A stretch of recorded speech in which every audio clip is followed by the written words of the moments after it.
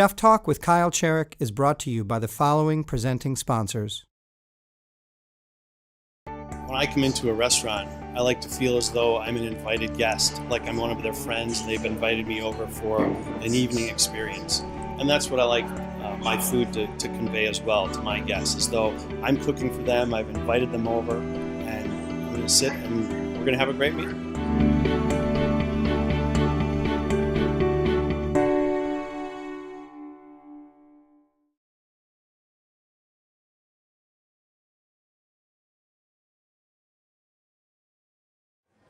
For this Chef Talk with Kyle Cherek, it is the second of two in a series with Merchant Madison.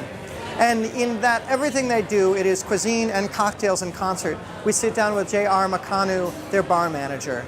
He grabbed that post at the ripe age of 21 and is now 24, and is both a product of the craft cocktail culture and very much his own man. In that, Merchant has become a locus for that culture, not just here in Madison, but throughout the Midwest. It's quite a statement. It's Chef Talk with Kyle Cherek and JR at Merchant Madison. Why did you fall in love with making drinks, man? I mean, you're 24 years old. The world's your oyster. I mean, to be honest, Not that that's bad. I mean, the truth is like I've been raised on. This sounds so bad. I don't want to say I've been raised on alcohol, but I mean, like, I've been raised around it. Like, I have a Romanian. My whole family's Romanian, so okay. When we'd have dinner, we'd have a glass of wine. Yeah. Or I remember being like 12 years old and having Fernet Branca as a digestif, to clear out my belly. Sure. Or I remember being sick and my mom had hot toddy, brandy hot toddies for me. You know what I mean? It was just like. So it was a cultural thing for you. So it was a cultural thing, I think. And I've always been amazed by alcohol. Even the history of it. It's just like there's so many fun things that you learn about alcohol. Like, I mean, you look at like medieval ages. It's like beer is the only reason like we exist still today. Or like it's just, totally. Yeah. Alcohol has definitely been prevalent in human history. Excuse me. As far back as basically when we started farming and putting fences around our stuff.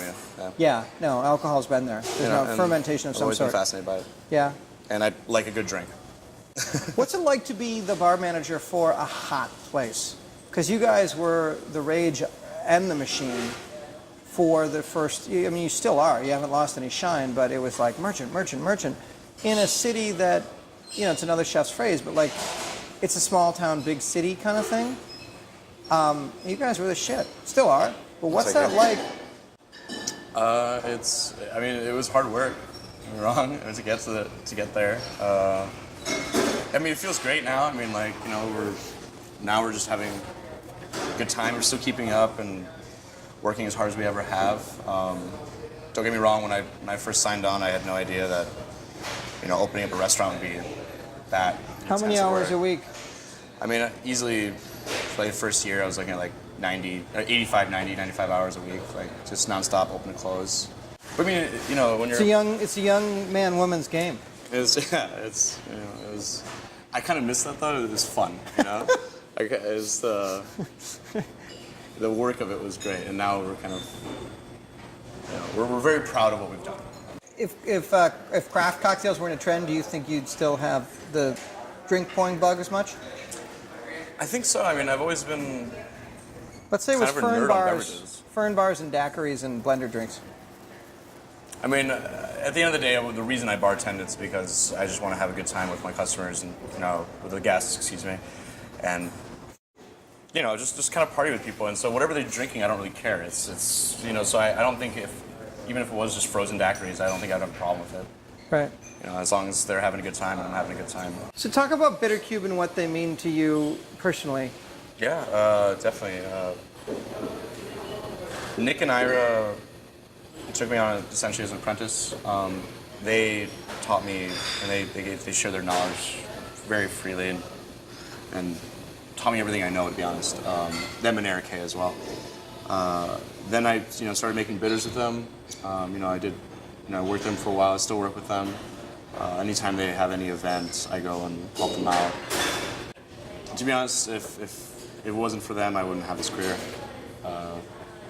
It's that profound. yeah, those guys really taught me everything I know, and really helped, make this place what Yeah. it is today. Yeah. And yeah, really appreciate them. Party fillets. One is rare. Some filet, one rare. One chicken. Party style. 7 party salmon. 2 mushroom risotto entrees. CDR